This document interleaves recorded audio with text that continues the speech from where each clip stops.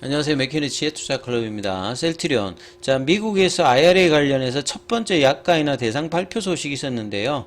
여기 이제 스텔라라 관련되는 부분도 있기 때문에 셀트리온 쪽에, 미국 시장의 어떤 연관도 좀 있을 걸로 보여지는데요. 자, 주가는 21 이평선 돌파 시도 국면에 있습니다. 이 부분 한번 살펴보겠습니다. 먼저 차트 흐름을 한번 살펴보면요.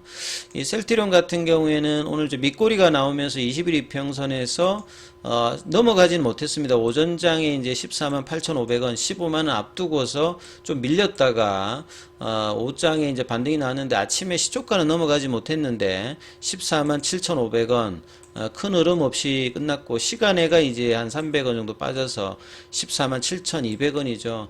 이 공매도 관련되는 부분들은 다시 또 오늘 좀 늘었습니다. 그러니까 이 공매도를 보면 이제 차트를 보면서 뭐 하는지 여부는 모르겠습니다만 꼭 이렇게 뭐 중요한 기점들 있지 않습니까? 그러니까 21 이평선이라든지 볼린저 밴드 상단이라든지 이게 넘으면 추세가 바뀐다든지 뭔가 변곡점 라인에서 항상 이제 거래량이 낮은 상태에서 공매도가 이 거래량이 없는데 이제 뭐 한 10% 정도가 이제 매매에서 공매도가 차지한다면 시장의 호가에서는 큰 영향을 주는 거죠. 이런 흐름들이 나오면서 오늘 이제 프로그램 쪽이라든지 외국인 이런 쪽에서 이제 매도가 나오면서 어제 나름 이제 13거래일 만에 기관 외국인들이 같이 좀 매수를 하면서 수급의 어떤 변화의 어떤 기대감이 있었는데 다시 수급으로 좀 눌렸습니다만 그래도 좀 밑거리가 나왔기 때문에 내일하고 이제 금요일 이 부분이 넘어가게 되면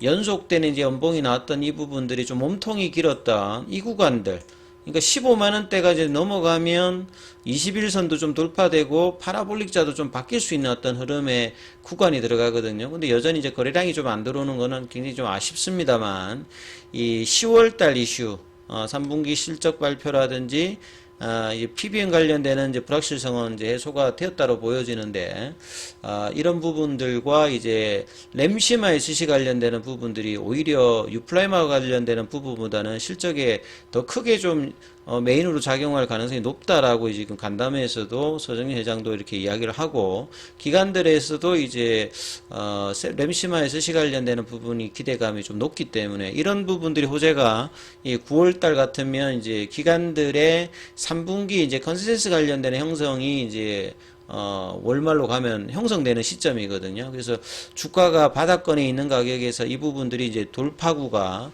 8월 말 이제 9월 달에는 본격적으로 좀 나오면서 15만원대 그 다음에 16만원대 이 흐름들을 이제 넘어가는지 여부가 굉장히 중요한 어떤 국면의 차트 사항이 있는데 아직 이제 이 흐름들을 따라가고 있지는 못합니다만 결과적으로 밑바닥에서 나왔던 이 연봉의 시가를 제끼는 게 항상 제가 이제 이게 연봉이 나오면 빨리 이게 극복이 안 되면 추가 하락을 한다든지 옆으로 플랫 조정을 한다고 하는데 그래서 이게 연봉이 만들어지고 나면 요렇게 이제 시간 소비를 하기 때문에 이렇게 주주들 입장에서는 굉장히 이제 깝깝한 어떤 흐름들로 가는 거죠. 주가도 월봉상으로 2년 가까이 지금 바닥권에 있는 상태에서 좀처럼 시장 대비해서 베타 개수도 지금 마이너스로 간 상태에서 이 탈출에 대한 어떤 모멘텀을 이제 뭐 PBM 이슈라든지 합병 이슈 간담회를 통해서 여러 번 이제 제시를 했습니다만 좀처럼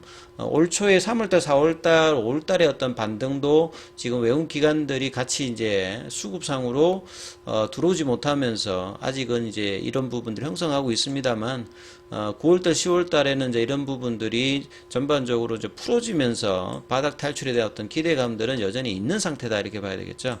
자, 기사 관련되는 부분을 좀 살펴보면 직접적인 기사는 아닌데요.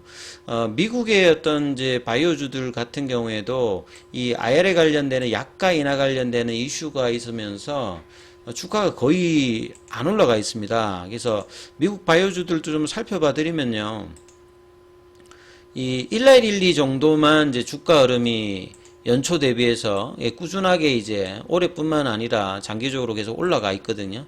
그리고 뭐 리제레론 관련되는 부분들도 연초 대비해서는 뭐 좀 윗단에 있다 이렇게 봐야 되겠죠. 큰 폭은 상승은 아닌데요. 근데 대부분의 종목을 보시면 이 존슨앤존스 같은 경우에도 연초 주가보다 밑단에 있습니다.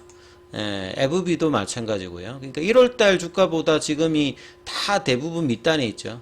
암젠 같은 경우에도 1월 초보다 지금 밑에 있고요. 길리어드도 그렇고요. 하이자 같은 경우에는 1월 초 주가가 이제 50달러였는데요. 지금 36달러니까 거의 30% 이상 떨어져 있고, 글락스 스미스 클라인 관련되는, 이건 뭐 해외 이제 ADR 관련되는 종목들도 마찬가지죠. 그리고 뭐, 머크 같은 경우에도 큰 흐름이 없고, 브리스톨 마이어 스퀘어 같은 경우에도 지금 하락세, 뭐, 바이오젠 같은 경우에도 연초 대비해서 다, 지금 밑단에 이제 있는 흐름들이죠. 그리고 이제, 나름 이제 조금 이제, 종목들에 강하게 이제 흘러가 있던 종목이 이제 버텍스 같은 경우에는 여기 이제 희귀질환 의약품제 제조회사인데요. 요런 종목들은 이제 연초 대비해서 지금 300달러에서 이제 351달러 정도. 엑셀리시스 같은 경우에도 보시게 되면 주가가 조금 이제 윗단에 있고, 그 다음에 뭐 베킨 디킨슨 이런 종목들은 이제 뭐 의료기기 관련되는 부분이죠. 국내에서도 보면 이제 의료기기 쪽 관련되는 부분에서 국내는 이제 미용이라든지 의료 AI 관련되는 부분이 올라가 있는데, 미국도 보면 주로 이제 전통적인 빅파마라든지 뭐 바이오시밀러에서 뭐 코이르스 같은 경우에는 뭐 말할 정도가 아닌 주가로 지금 떨어져 있는 상태고요. 그만큼 이제 미증시에서도 시장 대비해서 바이오 쪽의 흐름들이 굉장히 안 좋았던 부분들, 여러 가지 뭐 이유가 있겠습니다만 금리 딴 영향도 있고, 정책적으로는 이제 약가이나 관련되는 부분을 이제 바이든 행정부터 계속 이제 이야기를 했지 않습니까? 그래서 이 부분 이제 발표가 이제 되어야 이제 불확실성 해소가 되는데, 이 부분들의 이제 내용이 좀 나왔다라고 봐야 되겠죠. 그래서 인플레이션 감축법에 따라서 1차 약가이나 관련되는 대상을 이제 공개했는데요. 여기 보면 이제 스텔라라가 들어가 있습니다. 그리고 뭐 자가 면역 질환에 이제 엠브렐도 들어가 있죠. 그래서 이제 미국 같은 경우에는 약가가 같은 약이라 하더라도 좀 유럽이나 이쪽에서 판매할 때보다 훨씬 좀 비싸고요.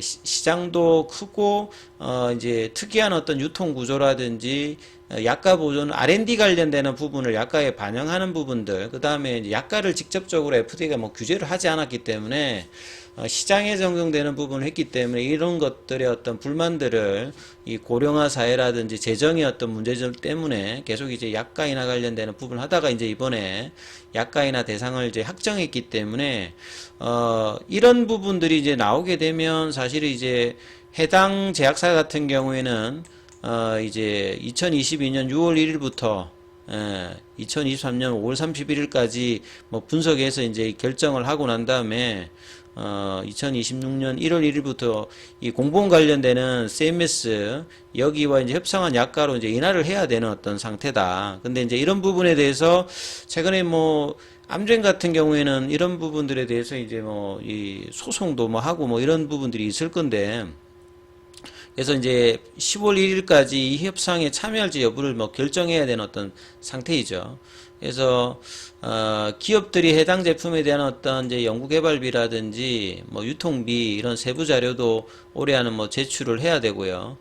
이런 부분들이 그동안에 나름 이제 정책적인 어떤 리스크가 있었는데, 막상 이제 공개가 나름 되었기 때문에, 물론 이제 공보험에 적용되고 사보험에 적용되지는 않습니다만, 이 IR에 관련되는 부분들이 나름 이제 미국 바이오 쪽에서는 이슈가 되었기 때문에, 이런 부분들이 이제 발표가 되고 나면 오히려 이제 바이오 쪽에서 1-1-2만 가는 게 아니라 전반적인 이제 흐름들도 이 불확실성 해소로 이제 올라갈 수 있는 어떤 상태의 흐름이 되겠죠. 그렇게 되면 사실 이제 바이오시밀러 관련되는 부분에서 약가이나 관련되는 부분은 바이오시밀러 관련되는 부분에서 좀 더 긍정적인 어떤 정책적 부분을 연결할 수 있지 않습니까? 그러면 결국 직판을 통해서 미국 시장의 바이오시밀러 관련되는 부분 확대를 하려고 하는 셀트리온 입장에서는 이런 부분들이 뭐 향후에 뭐 공장 관련되는 부분들도 이슈가 될 수 있겠습니다만, 상당히 긍정적인 어떤 배경으로 이제 볼 수가 있는 거겠죠. 그래서 스텔레라라든지 이런 바이오시밀러를 개발 중이고 미국 시장에 이제 진출 앞두고 있는 셀트리온 입장에서는 약가이나 대상 발표에 대해서 특허 만료, 품목 허가 획득 등 미국 시장 진출까지는 아직 시간이 남아 있습니다만, 이 약가 인하를 하게 되면 이 바이오시밀러 시장이 좀 더 이제 공격적으로 유럽에 비해서 그나마 그래도 조금씩 열리기는 있습니다만 세계 최대 시장의